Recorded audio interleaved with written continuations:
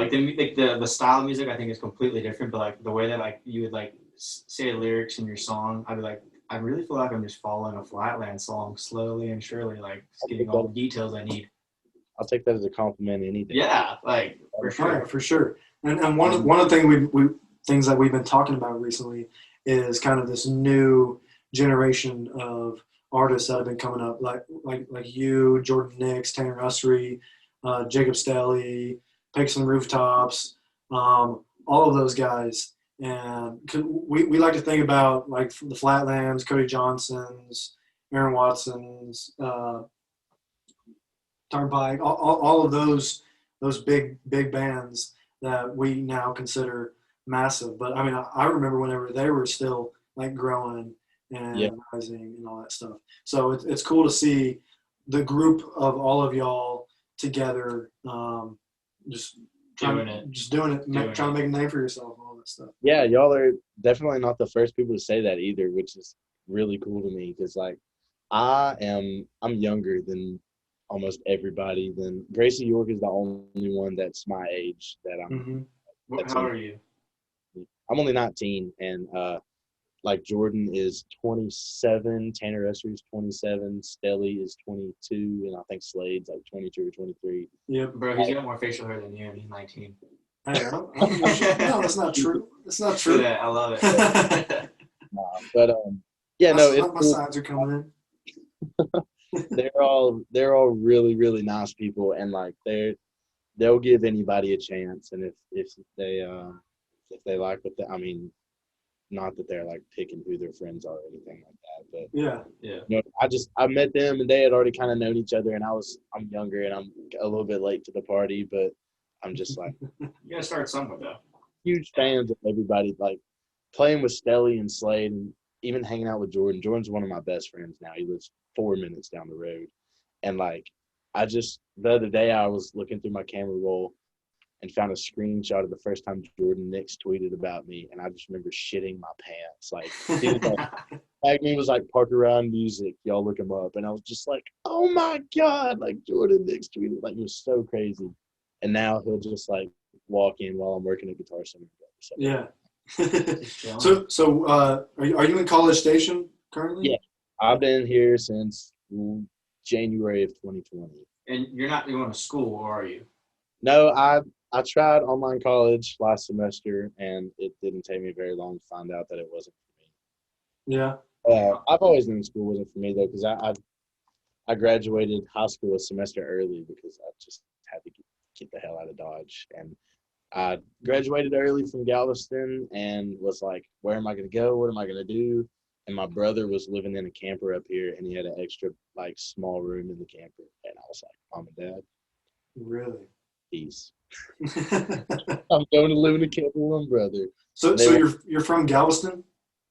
So I'm actually from East Texas, a small town called Huntington, which is right outside of Lufkin, Texas. And we had a chicken farm down there, and we had a cattle farm, and we ended up selling that and investing that money back into some rent houses down in the Galveston area.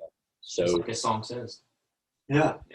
So we moved down to Galveston, and I went there from halfway through my junior year until the middle of my senior year. I graduated early and then moved here to College Station. Okay. Yeah. Very cool. Very cool. Yeah, so I've been here for a little over a year, and I never want to leave, kind of. I love it here. Yeah. That's a good place to be. So we've been talking to a lot of College Station guys here recently. I mean, you, Stelly, just you name it. Slade, he's not really College Station. He's Lubbock. Yeah. But it seems like College Station is becoming more and more of a hub for this kind of music, and a lot like Lubbock is kind of in the past with the Flatlands and all those guys. But Mike Ryan's. Yeah. Mike Ryan, yeah. So I agree. You're also not the first people to say that. Like every time I hear somebody say that, just knowing that like I got here a little bit before everybody started saying that makes me feel good, because I'm like, I'm late to the party this time. Corona really like I remember when Corona hit, I thought that it had completely screwed up my entire life plan, and I was like, so many things changed for me, and but it ended up being like kind of a pause button. I felt like the music scene paused, but it didn't really pause, but it just felt like I had time to catch up, you know? Oh, It yeah. felt, I was supposed to start playing with Jordan back in like March. I think I was booked to open for him and Tanner Ussery in I don't know where, somewhere towards Dallas, but it got canceled, and that was like the first show that got canceled because of Corona, and I didn't get to play with anybody until October. I got to open for Jordan and Stelly, and anyways, yeah, it just felt like there was a pause button. It felt like I got to catch up a little bit, and I got to do some recording, and kind of figure out where I really wanted to go with stuff, and what I really wanted to do, which was actually really nice. Yeah, so you released Talbot Street Part 1 and Part 2. That was all. Was it 2020 or was it? So we dropped Talbot Street Part 1 December 11th, and then we dropped Talbot Street Part 2 January 30th. We were planning on doing 2 parts, and we had finished Part 1 and put it out and everything, and we were sitting around, me and Ethan were together. It was like 2 days after, and I was like, oh, I was like, I don't want to like wait to do Part 2. I was like, do you want to start? And he was like, I mean, we can. And I was like, okay, well then let's drop it before this month is over. And so, oh, that was me. Sorry about that. Yeah, you're good. It was a lot of shit. Yeah, my fucking ear imploded there for a So second. we just like, fuck it, man. Let's just like see how soon we can put it out. And we booked a show at the Tap, and we were announcing it as a single. We were saying that we were going to drop Beaumont, a single called Beaumont, which is the first song on Talbot Street Part 2. Yep. And we were promoting it as a single release party. We were announcing it like that. I posted the Talbot Street Part 2 cover art without the words Talbot Street Part 2 on it and stuff. And then it was supposed to drop that night, and like when I went on stage at 11, it was supposed to drop, and I was going to walk out and be like, surprise, motherfucker, like whole EP. But it was kind of funny. I ended up the day of the show, I woke up with people posting it, and I was like, what? And we figured out that it dropped early on Apple Music by like a whole day. And so it was a week. Like that. So it dropped early, and then it wasn't a big deal. I didn't care, but it was only on Apple Music. So people with Spotify had people blowing my phone up like, where can I, like, why are people listening to this? Why can't I find it? And I was like, no idea. I'm sorry. It's supposed to drop tonight. Yeah, I think I remember that because I was looking for. I was like, "Hey, new music came out." I was like, "Boom, boom, boom, boom, boom." I was like, "It's not on Spotify," because I use Spotify, and yeah, I just couldn't find it. I didn't know that's what it was. So like, I woke up and people were posting about it, and so of course I was like, "Well, I mean, now I got to post about it too. I can't not say anything." So then I started posting, and then it was just like more people were like, "It's not on Spotify." I was looking, and sure enough, it didn't drop until the next night. Or something, or not the next night. It dropped on Spotify at the right time. It dropped at 11 at night. It dropped on Apple Music 11 the night before. That's what it happened. But yeah, anyways, I was like, let's just put another one out, and we did it in less than a month. I'm sorry, I don't know how to turn this off. So is his phone? His phone's connected to the computer, I think, and it's just like going on, right? Is that what it is? Yeah, something like that. I'm about to tell these people not to text me. No, you're good. You're good. Anyway, so yeah, we ended up just dropping 2 EPs like a month and a half away from each other, which was fun for me just because a lot of people don't really do that. And so I put out the first one that had a little bit of potential and like had people actually liking my music, which was crazy. And so I didn't want to like lose that like momentum that I had. And I was like, I have a bit of attention. Let's put out something else like while we can. So what percent of those EPs were written during COVID? Let's see. So Talbot Street Part 1 has Dad, Tell Me, Black Crow, Beer and Whiskey, and Happy Song. And the first 4 of those songs were written anywhere from like, all of them were written before Corona. The only thing that was written during Corona was Happy Song was written during that. Everything else was done like before Corona was a thing. I wrote Tell Me in January-ish, right when I moved down here. I was living with Pierce. my brother, that's his name, and Dad was written about that time, and most of them were. Now on Talbot Street Part 2, um, let's see, the first one is Beaumont. That one was written during COVID. When You Leave was written during COVID. Middle of the Ocean was written not during COVID. That song was written about a year ago. That was last December. And then Ghosts is actually written by a buddy of mine in Galveston named Gabe Wooten. I didn't write that one. That's the only cover I've ever put out, and I love that song, man. Gabe Wooten is a legend down in Galveston for me. He's a singer-songwriter that, like, his only album that he's put out is a live recording at the Old Quarter, which is owned by Rex Bell, who is Towns Van Zant's bass player. And it's like, it was a legendary local venue in Houston back in the day. You know, guys like Guy Clark and Blaze Foley. Yeah. And then it got shut down or whatever, and Towns Van Zant's bass player opened a new one in downtown Galveston. And so when I lived That's there, pretty cool.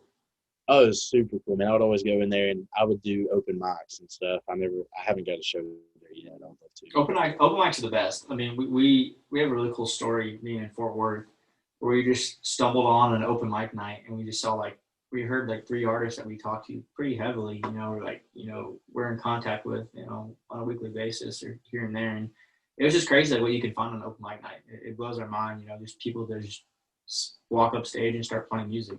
It's pretty cool. Yeah, sometimes they're pretty rough, but it depends on the Old Quarter. Everybody that, like, knows about it knows, like, what it is. So usually open mics at the Old Quarter are phenomenal. That's where we were in the stockyards, so better in the stockyards. Yeah. So Dave is a phenomenal storyteller. His stories between his songs are almost just as interesting as his songs. Like, most of the time, you know, shows, like, some people aren't very good at telling stories or whatever, but, like, I don't know, the way he tells the stories, he'll sit there and tell you all kinds of details that you don't need to know and go off on these stories, and by the end of it, you're like, how did we even end up here? And then he'll wrap it right around the beginning and just, like, blow your, I don't know. You'd have to listen to it. His live album has those stories that I'm talking about. He'll talk about the songs. Those are the best songs where you listen to them over and over and over again. Maybe like a month later, you'll realize exactly what it means. It's like, oh, light bulb. Yeah. So I asked him one time, I was like, how did you get so good at, like, telling all these stories between songs? And he was like, well, man, I started playing shows, and I found out that they don't pay by the song, they pay by the hour. So I got real good at storytelling, tell these long stories. If I have an hour show, I only got to play like 3 or 4 songs, and I still get paid. So I just sit up there and talk the whole time, and I was like, fair enough. I think it makes sense. So didn't Zane Williams do that? He, like, has a bunch of stories about everything. Like, when we saw him at New Year's, right? And he'd have a story for every song, and I think he only played like 7 songs that night on New Year's. Mm-hmm. Yeah, getting paid by the hour, not the song. So you're rather young, and so it makes it a little more, I guess, unique and interesting because, you know, when you talk to a lot of our older artists, you know, they've been doing it for a long time, you know, playing or, you know, going out on, like, the strip and getting in shows and whatnot. But really, so you're 19. So how did you really get started at playing music? Was it really young or was it late? Like, it was really young. I started music because I picked up the guitar first. My dad raised me on, like, one of his favorite bands was Metallica, and so I remember being like 2 or 3 with my brother in the back seat, like, listening to the "And Justice for All" album by Metallica, headbanging to the title track, and I just loved the guitar, and the guitar solos just blew my mind. And so I got my first guitar when I was like 8, and then I got an electric when I was probably like 10. I got a good acoustic when I was 12, and I just have played just all the time since I've gotten a guitar. I just love music and love playing it and listening to it. And so anyways, I started playing in church when I was a kid. Went to Huntington First Baptist there in East Texas, and I ended up lived in a real small town, and I got really lucky. In my high school, I was one of the few guys that could, like, play guitar and sing. Robbie Hughes was one of the few guys that could play bass. Eli Box was one of the few guys that could play drums, and then Andrew Arnold could play guitar. And we all had like the same classic rock and hard rock music taste. And so we formed a cover band called Loose Gravel. And we would play in nothing crazy big. Lufkin, Huntington, little places like that. Dieball sometimes. And we did everything from Willie Nelson to like Metallica, Rage Against the Machine, Foo Fighters. We do just George Strait, literally. Like, we would have 4-hour sets, so you got to get diverse, obviously. Yeah. So I did that for a couple years, and then when I moved to Galveston, we quit playing together, and I got into the scene down there a little bit. I was playing with some older guys. We called ourselves the seniors because I was a senior in high school, and they were all like 55 or older, and they like classic rock cover songs at this bar called Sharky's every Tuesday night. Every Tuesday. Yeah, it was the ritual. Sharky's, and so I did that for a while, and so when I was living in Huntington, I started doing solo gigs too, just like acoustic shows at places, restaurants, and stuff like that. And I still did that while I was living in Galveston, playing with those guys, and I still play in East Texas solo shows a bunch. Just go back, but I moved down here to College Station, and it was my first time to go to the Tap, which is my favorite bar in the world now. And I walked in, and it was Ben Kalachek, Tanner Usher, and Jordan Nix doing a 3-way song swap. And I was like 18. My brother had snuck me in there with his friends, and they like were sneaking me beers and stuff. And I was drinking, and I was watching them, and I was like, dude, like this is the Tap. Like, these are the guys playing the Tap. Like, I need to talk to these guys. I got to get in here. And since they were doing a 3-way song swap, the only breaks they would take, because I asked, were bathroom breaks.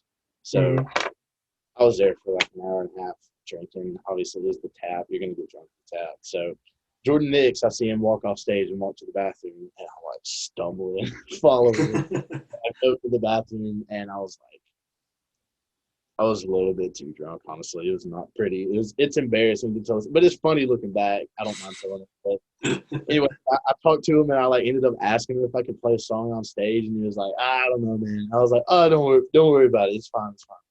But then there was another time I ended up like not talking to him after that. There was another night that he had posted. It was the last minute show of the Tap. So I pull up and I go talk to him. I'm like, man, sorry that I like was belligerently drunk and following you in the bathroom. That was stupid. I was like, but I seriously, like, I want to do this, and I feel like you're a good connection to maybe make. I was like, can I just get your phone number, and I'll send you some videos, and you can tell me what you think. And he was like, yeah, for sure. So I got his number, sent him some videos, and he was like, dude, I like your stuff. We got to get you on the show soon. So he asked me to open for him and Stelly at the Sweetwater Grill in Rockwall, Texas. And then after that night, Stelly asked me to open for him at Southern's in College Station, which is where I met Ethan, which is where we got together to record the album. It's fucking crazy. It all faces back to following Jordan Nix into the bathroom at the Tap. Right. You got to start somewhere, and that's can't be better than that. I feel like, It's cool to see things come from. I mean, it's cool to see things go full circle, just because like me and Jordan like play shows together at the Tap now, and it's not uncommon. And so every time we play there, he always tells the story while we're on stage. It's like, follow me into that bathroom. It's gonna carry her for the rest of your life. Like, every time you play with them, some shit's gonna go down, and that story's gonna get brought up, and it's gonna be forever, awesome. 20 years from now, hey, remember that time you followed me in the bathroom, tried to hold my pecker? Begged me to play a song. I say yes. I do. Yes, I do. Oh boy.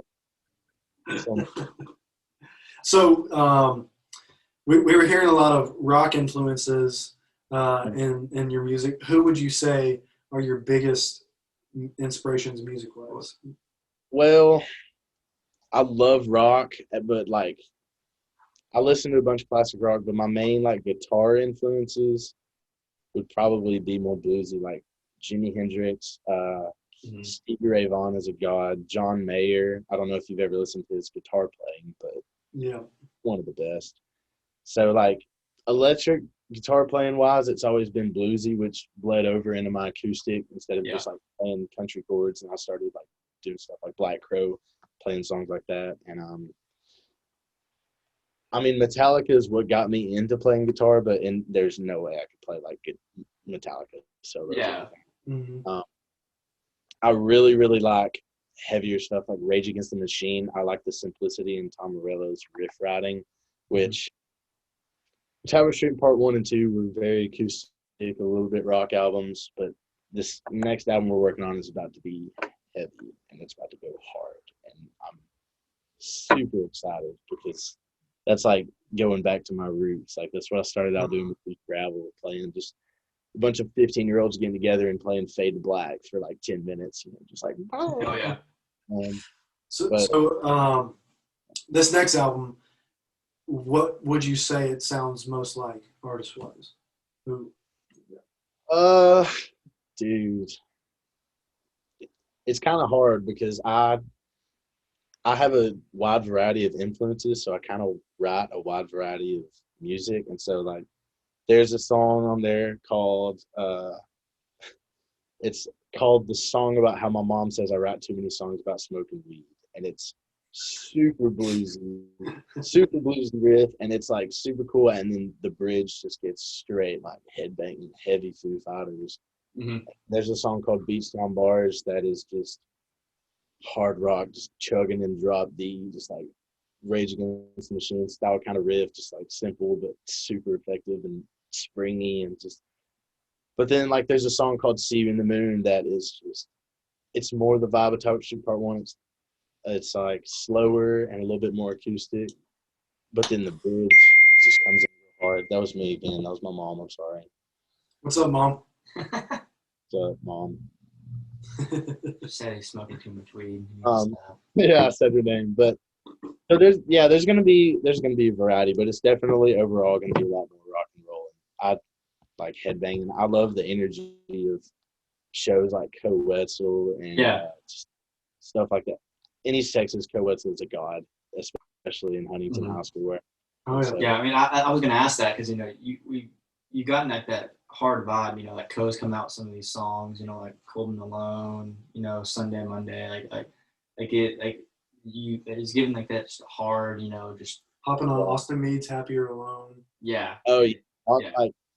I would say that I'm gonna be closer to like Co Wetzel and Austin Meade type heavy stuff, but also I've been told that like my voice and the way that I sing doesn't necessarily sound country. It's like kind of alternative is what I've started hearing recently.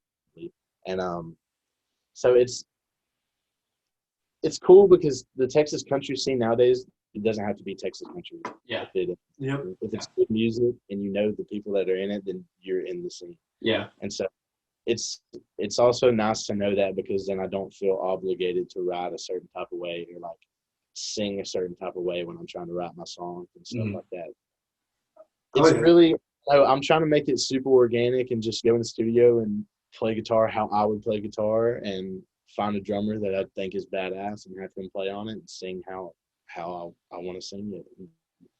Yeah, it's super positive, like how like that's the way the music industry is going. Like in the Texas country music scene, like we're accepting a lot of different types of styles, and people are enjoying it, loving it. It's not the same repetition over and over again. Like people are really getting to see different styles and like what artists are really about. Yeah, you might give a Austin Meade Co vibe, but you have your own specialty, your own specifics in your songs that make everything different, which is great because there's so many bands that are kind of going in that alternative route, but everything sounds completely different whenever you hear it. It doesn't sound exactly the same whatsoever, which is the awesome part. Yeah, so I mean, there's the Randall Kings of the music scene who are super kind of old school George Strait sound, and then there's like the Austin Meads, Pops, all that stuff. The more grunge, alternative rock. Yeah, there's y'all ever heard of Mitchell Ferguson? Yeah. So Mitchell Ferguson is also like one of the guys that will probably sound close to me just because he's super bluesy, if you listen to him, you can hear it. And so, like I was saying, a lot of my influences are bluesy. So it's gonna sound a little bit like that, but I don't know. I'm super stoked just to hear what it turns out like. Yeah, so there's those two opposite ends of the spectrum from the country and the rock in the scene, and somewhere in between there's the bluesiness, kind of goes back and forth between rock and country sound. Yeah. Which after this, I mean, this is just me theoretically speaking, but I really love the way that Sturgill Simpson makes albums, and just like every single one is a different work of art. Yeah. And so like Calvert Street Part 1 and 2, that was like my acoustic stuff. This is about to be hard rock. I want to do like a bluegrass album one day. I would want to do just a straight blues album one day, and like maybe go back to doing another acoustic EP, just like. Well, it's kind of like Coe. Coe said that whenever he's 30, he's going to drop a full-blown country album. Yeah. Which I'm stoked for that. I'm excited to see what that sounds like. Yeah, it's funny. At the end of his Sellout album, he kind of gave a little hint. I mean, he was kind of mocking himself. I love that song though, because it talks about a chicken farm, and I Yeah. on a chicken farm. So like, my brother, he lives here in College On Station. chicken farm. Yeah, we sing it all the time. I'm like, there was a man, he had a chicken farm. Farm. Yeah, I love it. Though. Stuck your finger in the butt. Oh, yeah. Something like that.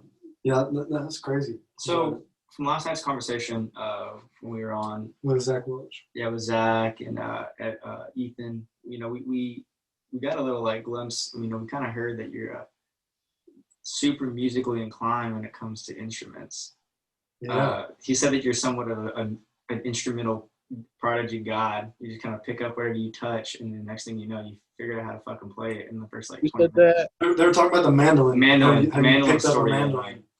Oh yeah. Well, it's just an upside down guitar that's super small. Flip it in your hand. I guess when you simplify it like that, and your brain's able to flip it. Well, it's not exact. It's kind of like. Who needs that college stuff, dude? Like, look at that. He just said, it's just flip it over. You just got to find a way to turn it into money. Yeah. Yeah. They no, I love playing guitar, and I've done it for a long time. I like to think that I'm fairly good, but there's definitely so many more people that are so much better. I love doing it, and I'm definitely gonna like when I have a band. I'm definitely gonna play lead pretty often, instead of just like having a full-time lead player and playing acoustic, which that would be fun. But I want to play electric, and I want to shred too. Try to melt some paces if I can. Yeah. So is there anything you haven't like mastered in the instrumental arts? Anything other than guitar, I haven't mastered any. I haven't even mastered guitar. I'm not even close. I've started taking piano lessons for one summer. I can play bass pretty good, just because any guitar player can play bass. Yeah. And mandolin, I can play a couple chords on now, but anything other than that, no, I'm not a master at anything. Is there any aspiration to play something that's just different, like unique, like you would never hear, like you just always wanted to do? I would love to be able to rip on the mandolin. Mandolins are so cool, and I love bluegrass, but I don't know, man. It's when I started taking piano lessons, I'd been playing guitar for so long that sitting down at an instrument and not being able to do whatever I wanted to do with my fingers pissed me off. Like, so I guess sitting down center stage, playing the steel guitar while singing is off the table. Oh, that would be awesome if I could, but yeah, it was like the Cove Reed Southall sit down in Corpus. They just sat down, drank, and fucking played tunes for like hours. Just sat there in chairs. Well, for years he did that Christmas show with Parker McCollum, but I don't know what happened this year. I love doing acoustic shows. I think that's like one of the most like raw, intimate. Yeah. Just like being right there, so people pay a lot more attention to the words and the story than just the show and the music, the lights and everything. That is, I want to do like big shows with crazy lights and fog machines and stuff like that. Would be so fun. But I'm definitely also going to stick to doing a bunch of acoustic performances too, just because I love doing it. So you haven't really gotten to travel around a lot yet, kind of getting to go and do things, obviously because COVID happened and whatnot. Still pretty young, but up and coming. So, but playing, instruments, being around music your whole life, really, you've probably had a couple of ideal places that you just want to go play at? Want to have that experience. Do you have any of those locations and things that you'd love to go do and play at? The biggest one was Sell Out the Tap, and I got to do it technically with at my single release party in January, which was huge. Like, when I moved to College Station, I think it was the night after I went and met Jordan at the Tap or whatever, and I'd known what the Tap was already. It wasn't my first time seeing it, but it's like my first time being in there and really seeing it. And I just remember going home and I was like, I'm going to sell out the Tap one day. Like, that's my goal. Mm-hmm. And I was like, I remember talking to my brother about it and being like, it may be 5 or 6 years from now, but it's going to happen. And then exactly a year when I moved to College Station, I went to the Tap for the first time. At a single release party, I had a phenomenal lineup. Like, I give a lot of the credit to selling out to the lineup. It was Braxton Keith, Lucas Jagano, Zach Welch. They did a 3-person song swap. And then the next lot of openers was Jordan Nix, Tanner Usry, Gracie York, and J.R. Carroll. And then I went on and headlined with I have an acoustic lead player and a cajon player. And, dude, we sold it out. And it was I didn't even feel the need to play after watching all of them. I was just like, oh my God, like, they're so good, because I'm huge fans of everybody that stuff. And so, well, that's awesome to have a support system like that. Oh yeah, it was super awesome. I mean, here in College Station, this is probably where I'm gonna, do best with ticket sales and stuff, just because I have a lot of friends around here and stuff. And I'm building up in other towns just from streams and stuff. But yeah, being able to have here in College Station, I know that if I go play at the Tap, I'm gonna sell tickets. I'm gonna see people that like my music. So, other than that, I've always wanted to play the Blue Light, and I got to open up for Tanner Usry there, and one of their lead players was out, so I got to open up for him and then play lead guitar for him, and we sold that out too, which was super awesome. What's that like? So I'm guessing you had to just learn his songs on the fly? No, I had a couple days, like 2 days to get ready, but they do a song. If they do an encore, they close out with Whipping Post by is it the Allman Brother Band? And they, anyways, there's like harmonizing guitar parts and stuff. And so the night before, we had played in St. Angelo at a place called Whiskey River. And the guitar player that was going to be out the next day, the only way that I learned his guitar part was when they played it live, like at the show. I stood right in front of the stage, and I just like studied his hands as hard as I could, and I was trying so hard to learn it. And then at the Blue Light during sound check, we ran through it one time, and it sounded pretty good. And then when we played it live, it was badass. And all the other ones I pretty much had to do on the spot. But I got to watch them the night before, so I've learned a little bit. Oh yeah. That's and then impressive. Another place was Cheatham Street, and now I got to play guitar for Jordan Nix up there one time, but I haven't got to play one of my own sets. But now me and Jordan are doing an acoustic song swap down there opening for Slade and Stelly, which sold out. So, like, aspirations-wise, man, I'm already hitting a lot of them. Not to be, like, bragging at all. Well, no, that's awesome. Good. That's what you want. It blows my mind. But, like, I just remember finding out about all these people that I was huge fans of, and seeing all the places they were playing and being like, oh, I want to play there one day. That would be so cool. And then Tanner Russ would be like, hey, you want to come open and then play guitar and then sell it out? And then Stelly doing the same thing with Cheatham Street. And Jordan asked me to play guitar for him, which I don't know if y'all know that. They wanted a fifth piece. They wanted a second lead guitar player, and Jordan is one of my best friends, and they love playing with me. And so we kind of have a deal worked out where if they book a show somewhere, a full band show, and they need to open it, then I'll open and then hop on and play lead guitar for them. And so we get to do that a lot, which is so fun. I love playing with those guys, man. So Jordan Nix and the Day Drinkers, or is this just a different? He used to go by Jordan Nix and the Day Drinkers, but now he just goes by Jordan Nix. They're kind of working out he's working on some stuff, trying to get it switched over to Jordan Nix on his music and all that. But it's just Jordan Nix. Yeah. Is it the same guys in his band? It is the same guys. Yes. Yeah. So I forgot who I was talking to, but they were talking about how they didn't want to associate themselves with just like day drinking and all their songs. alcohol related and all that stuff. Yeah, his father is a pastor and has a very religious upbringing and family and stuff. And so he was like, yeah, my dad was super disappointed in me for that one. They're not trying to use that so much anymore. So are you always going to try and like be solo like as Parker Ryan, or you ever want to start a band? I would like to stay solo as Parker Ryan just because it makes things simpler logistically. Like if I make a band and then something happens and two guys quit, then I don't have to change my name out of the stuff I've released and stuff. Yep. So it just makes it a little bit simpler on the business side. Mm-hmm. Yeah. I used to say I want my name to be Parker Ryan and the High Texans, but High Texans. maybe one day something happens. Catchy. Keeping it simple is important because I mean, just branding, just like a business, like you got to have a versatile name. So like having a name like Day Drinkers is kind of one dimensional. It's like, oh, all their songs are gonna be like alcohol, be about alcohol, whenever it's really so much more than that. It's not even that, like whenever you go to the locations, I mean, shit, they only have so many letters. So fuck, like if you can't put all the letters of the band name, no one's gonna know who the fuck's playing. They're like, what the Sure, fuck you gotta fit it, if you can't fit it on a shirt, you know. Yeah. More letters on the shirt, more money. Exactly. So is there, you talked about a lot of influence, but is there like someone that you grew up on that you would, it could be dead, it could be alive right now, that you would open for or play with, that you just jam out with, big show, just living life?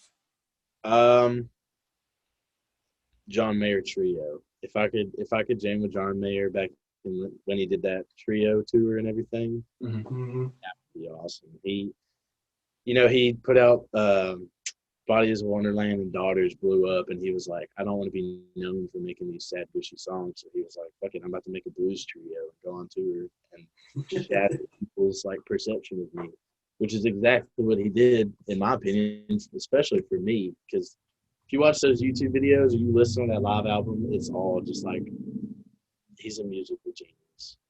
Literally blows my mind. He's been getting on TikTok recently, showing people how to play songs, stuff like that. Yeah, I just watched the one on Slow Dancing in Burning. I just saw it pop up on my page. Yeah. How many John Mayer songs can you play? Yeah. A lot. Have you ever done like a cover, like at a concert, you just whip one out and say, let's play? When I was in Loose Gravel, we used to do Gravity, and I learned the live version that he played in Los Angeles, which has like a 15-minute outro guitar solo or something like that. Yeah. We learned that, and we would play that one pretty often. That was fun. Other than that, there was one of his John Mayer Trio songs we did that was called, what was it? We tried to do one called Try. That was fun, but that was so hard. We were kids. We couldn't do it, honestly. Who Did You Think I Was? There was one called Who Did You Think I Was that just rips all the way through, and we would play that one all the time. I gotta listen to some more John Mayer, I guess. Oh, you highly recommend. It's his like trio stuff and blues stuff is phenomenal, but also like his songwriting. If you go back and listen to some of his earlier albums and dig a little bit, there's some songs blow you away. They're so well written. So talking about songwriting, what is your typical songwriting process if you could like dumb it down to like one thing? Never the same. Sometimes like I'll be driving to work and I'll think of something catchy like a line, or a lot of the times I'll sit down and I'll write the guitar part first and then bring words onto that, or sometimes I'll just come up with like a cool lick and then it ends up being just part of the solo in a whole different song. So it's always different. How often are external influences involved? Depends on what you mean by external influences. Fairly often, I'd say. Very often, I would say. a little bit of weed very often. There's balance. It's like, if you want to get, like when people use, substances to help write songs, it definitely helps in some cases. But then sometimes, like, I'll be like, okay, I want to smoke a little bit and go write a song, and I'll smoke a little bit and go to sit down. And I'm just like, I'm stupid. I can't come up with it. Like, I just want to like lay in my bed. I don't even want to do this right now. But then like sometimes it'll be 3 a.m. Like we went out to Northgate a couple weekends ago, I think, and then me and my girlfriend came home and she like laid down in bed and I was like, all right, I'm gonna go smoke a cig, and I go outside and it was like 3 a.m. I was smoking a cigarette by myself. I was about to go to sleep, and then I came up with a line and I was like, shit. And I come inside and like I flip all the lights on and she's passed out in the bed, and I was sitting at this desk just like whispering, and I wrote like almost a whole song. I don't remember writing it. I woke up the next morning and I like look over on my desk and there's like 5 sheets of paper laid out and words all over It's just a everything. fucking war zone. Hey, Yeah, like hey, babe, what did I do last night? yeah. I was like, I guess I wrote a song last night. I'll go Did you play do that. this? Was I sleeping? Did you do this? So what's that? Is that a flag? Or is that a banner? What is that behind you? That's Tapestry. That is a Mac Miller album, actually. It's Live from Space, which is one of the only live albums that he ever put out. And he put it out like it was the live album, but then at the end of it, there was also like 4 extra songs attached that he had previously like studio recorded, and he put on the end of it. Mm-hmm. And I don't know, man. I love it. I love listening to the songs live because I never got to. I never got to see. Yeah. And I'm the same way with Green Day. You know, Mm-hmm. I'm pissed that I was like 12 whenever they were in their heyday, Yeah. like selling out stadiums. There's nothing you can do about it. Dude, I know, Pearl it Jam, pissed right me here. off. If I could Yeah. see Pearl Jam live like back in the prime, oh my god, their acoustic sets. I say screw their like just full on like concert or their album Yeah. covers. Like they have MTV like acoustic sets. Oh, that shit's amazing. It's like how you say. Like, you got 5 guys sitting in a chair. One guy on a couple of acoustic guitars, and then you have a bass in here and there, and you're just jamming. Talking to you, man. It's crazy. I love it. I'll go back and watch videos of Metallica in like 1980, 1980, 81. They had Jason Newsted back then. I would love to see them with Jason Newsted. It's crazy to go back and watch some old Queen videos, dude. Oh yeah, those are crazy. Absolutely insane. That's probably something we'll never see again, especially after COVID. True. Like they're set at Woodstock, or I forget what it was. What was it called? It's in their movie. It's like the ending. It's just stadium full of people. It's just Radio Gaga. It might be that. Radio Gaga. That one there. Radio. Yeah. Hey. That one. Oh, it's crazy. So what's up and coming? You got anything going on here in the next couple of weeks? Yeah, we're working right now. Me and Ethan have been recording some full band demos. Been listening to a lot of clip tracks, which is so much fun. How is Ethan? So it's crazy kind of how y'all met, but like how is that relationship? Like how is it built up from like when you first met into like trusting him with everything you do? Just straight up organic. Like I've had other opportunities show up for me, and like which nothing crazy, but I've had like some other people try to reach out and try to do some business things with me. Just the way that I met Ethan, and then he was like, I heard you're trying to record, and I was like, yeah, I was about to start with another guy that was charging me like a couple $100 a song or something like that for an acoustic EP, and he was like, man, if you just want to come over, I'll do it for free. And I was like, okay, like I needed. But then I went over there, and it was just like we were chill, and he was super cool, and we just ended up like he's one of my best friends now, and so talked to each other about something for a while, and then towards the end it was like start talking about business, and be like, all right, dude, well, we're doing good, sounding awesome, and then. So what is Ethan's like go-to production style? Is it more of the acoustic? Well, kind of Zach Bryan. I feel like it would depend on like what he's trying to go for, like because how he's talking about. But like if Ethan had like. Oh, okay, yeah. Well, he's 21, I think, and he's still going to college and stuff, living in a loft here in College Station, right on Northgate, actually. So like obviously he doesn't have a whole home studio that's like professional quality and creations of mics and all this. So I mean, it's pretty raw. Like for the acoustic stuff, I just sit in this little chair that we steal from his kitchen table and plug in and put a mic right here, and then we'll just mess around with recording stuff. Like his bedroom is up the stairs. It's like overlooking the living room. And so we'll sometimes like put a microphone up there and hang it over the whole place. And then sometimes we'll put one like in the back corner or something, just to, like make it sound different. It's fun to mess around. That's another thing I like about Ethan is he likes to be experimental and try new things. And so do I. So like the intro for Dad, the first song on Tapestry Part 1. Yeah. We'd gotten everything done, and I had joked around about putting a lighter flick in one of my songs. And we finished Dad last, and I was like, all right, man, well, let's listen back to it. Like, this is the final listen through. I don't remember what I said, but something, and he was like, Sig's inside? And I was like, Sig's inside. And so when we went back to listen to it, he was like, oh, dude, you know what would be awesome is if, like, when we go back to listen to this, light your cigarette, and I'll record it before we play Dad through, and then we can listen to it through, and we'll put it on the album. And I was like, all right. So, like, we got everything right, and we were just, like, chilling, and we had our cigarettes and had a microphone right here. And he clicked record, and I just, like, lit my cigarette. And then we played. And we listened to it, and at the end, I was like, we're done. That's awesome, man. Let's put it out. And he was like, all right, bet. It kind of It kind of helped set the scene of the song. Icing on the top, sprinkles.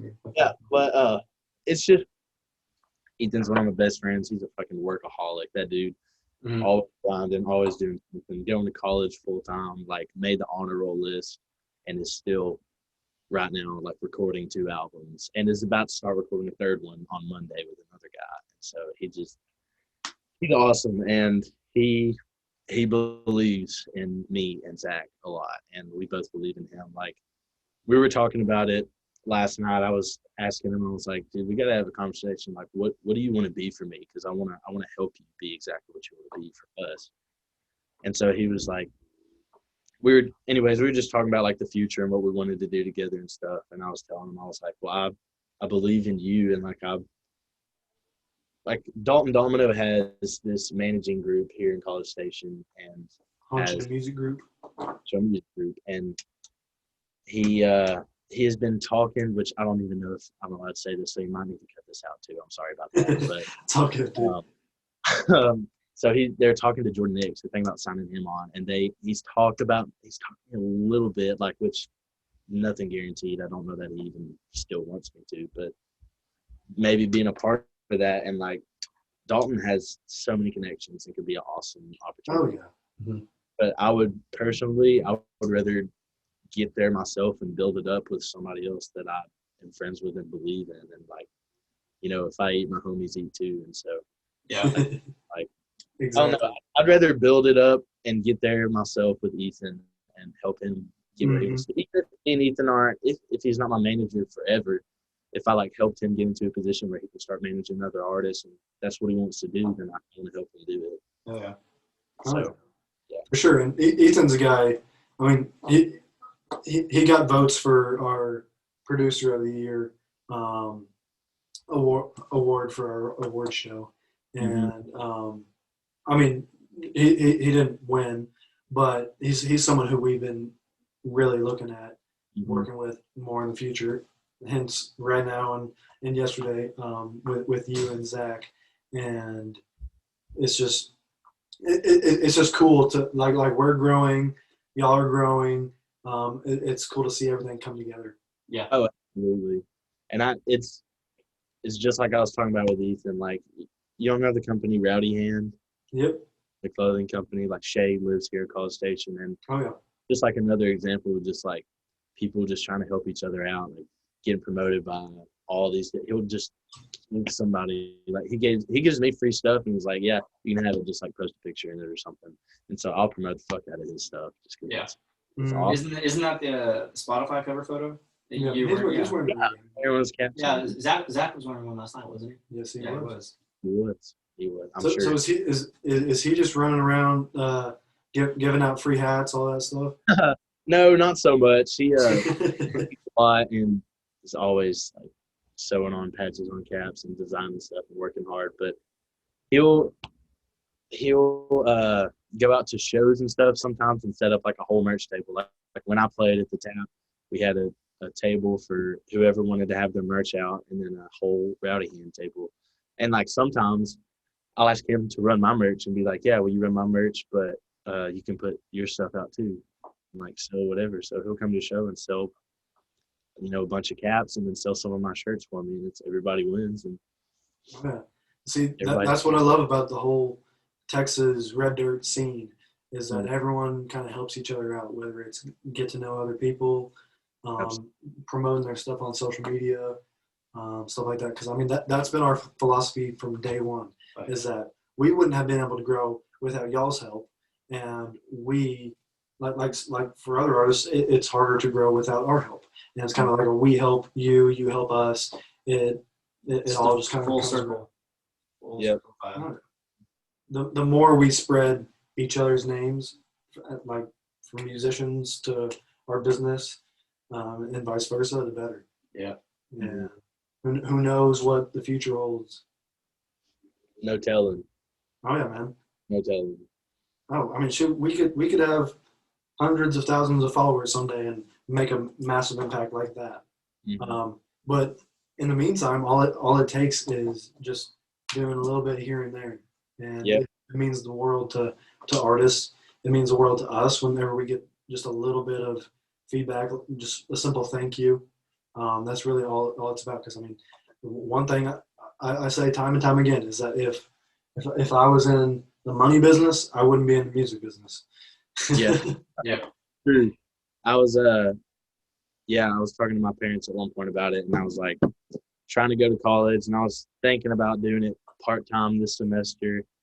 And I'll never forget, like, I've always been kind of scared of what my dad thinks about me doing music, just because he's worked his ass off his whole life. Like, just a working man, and me wanting to be a musician and grow my hair out long, and I have tattoos and stuff. Like, it's different. I've always been kind of worried about it. But we were on a phone call one day, and I was talking about it, and I was like, I mean, I can still go to school part-time and blah, blah, blah. And he was like, son, one day you're just going to have to quit pussyfooting around and just go for it. And I was just, all right, well, then I'm not going to college next semester. I'm going to get a job at Guitar Center and do this. And he was like, all right, go for it. The musicians that seem to make it are the ones who have no backup plan. Have no backup? Mm-hmm. Yeah, I mean, like, I don't want to go to school. I could not go to college, but I would maybe go to a trade school one day, like if music doesn't work out. And honestly, like I almost went into the military at one point because I want to fly helicopters. And I'm thinking about, while I'm doing music, saving up so one day I can pay for the course, so I don't have to go into the military for 4 years, But it's like $50,000 or something like that. So I'll have to save up. Man, that's sweet. So you're into all kinds of different things, like just being different is important to you. And I tell Ethan all the time, like anytime we're about to do something or make a decision, I'm like, has anybody done this before? And if the answer is yes, I'm like, well, why couldn't we do it different? Yeah, exactly. So you got anything else to tell us about anything that's going on in your life coming up? So I was saying earlier, we're working on full band demos right now with Ethan. Next weekend, we're going to go lay down some drum tracks on it. And then May 1st, I am booked here at the Tap again, and that is going to be my first full band show with okay, there we go. All new songs that are going to be on the new album. And that might need to be a trip right there. A bunch of talented. So I'm super stoked for that. I'm going to get Zach Welch to come down and open up, and I'm thinking about asking Lucas Jagano to come with him too. Because Lucas is cool. We've talked with him a little bit. Yeah, he's a cool dude. And he's got a little bit of that East Texas vibe too. So he sings about Nacogdoches in that song, which is like 30 minutes from my hometown. So the best thing about Texas? Yeah, best thing about Texas. Yep. He is a cool dude. Worst worst thing. Yeah, my bad. I got that Tap show coming up. Working on this album that is hopefully going to come out sometime this summer. We don't really have a name or anything for it yet. We're kind of working on it, but all right. To close it out, 3 big goals for the future. Whether it's be added on Spotify's something playlist or stuff like that. 3 goals for the future. Number 1, open for Co-Wetzel.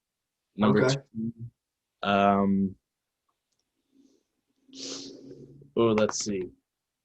Number 2. Bro, all he's been thinking about is playing for Co. That's the only way he can fucking say. Don't keep him for 3. I want to open for Co. Number 2, I would love to headline at Harry's with a full band.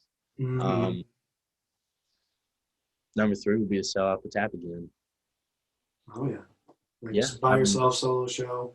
Obviously, I want to play a bunch of other places too. I want to sell out everywhere, but like the Tap's his spot. He fucking loves that place. That's my favorite bar. Well, of course, I go there multiple times a week. Probably too much. Probably too much. Me and Jordan will like get together and hang out. It'll be a Wednesday night. We'll be writing songs. It'll be like 10 o'clock, and he's like, "Man, you want to go to piano bar for like an hour?" I'll be like, "Okay, for an hour only." And then we get there, and it's like 3 a.m. and we're leaving the owner's office. Like, are you afraid of how much money you're going to spend when you turn 21? Not so much. I'm hoping that I'm kind of over the hype by then, but also I feel like at least my 25th birthday is. I feel you on that one. I'm already over the hype. Oh yeah, the hype dies. 24, man. So yeah. The hype dies. I get that. It definitely does. I mean, we drank like crazy our freshman year in college, like out in Lubbock and all that stuff, man. Yeah, my brother is a year and a half older than me about, and so when I moved here to College Station, it was kind of like I wasn't in school, I wasn't any programs or anything, so I didn't have very many friends out here. I had my brother, and we ended up getting close, and he has some really cool friends, and so his friends ended up becoming my friends, and so now that's kind of like my friend group. And I honestly don't remember where I was going with this. What was I just talking about? I mean, I kind of got a sense of what you were saying. You associate yourself with older people that kind of make you grow up a little bit quicker. So I was like, I moved down here. I was barely 18, and then hanging out with like a bunch of 20-year-olds, and so I got thrown right into it. And now I'm already like 19. I'm like, dude, I'm tired. Yeah, like I'm fucking tired. It's been a long time. It's been a long year, especially. Oh yeah, man. Well, it's been a pleasure having you on. We are manifesting those goals for you to happen. I would love to replay this podcast within the next year or two and hear you say those goals and have you achieve one, if not all of them. That would be well, I appreciate it, man. Oh yeah, man. So keep doing what you're doing. Keep writing songs from the heart, putting out kick-ass shit, and just let us know if you ever need anything. It's been a pleasure, man. You too, man. Thank y'all for having me on here. It's been a blast. Of course. Parker Ryan, everybody. Appreciate it. Go, man.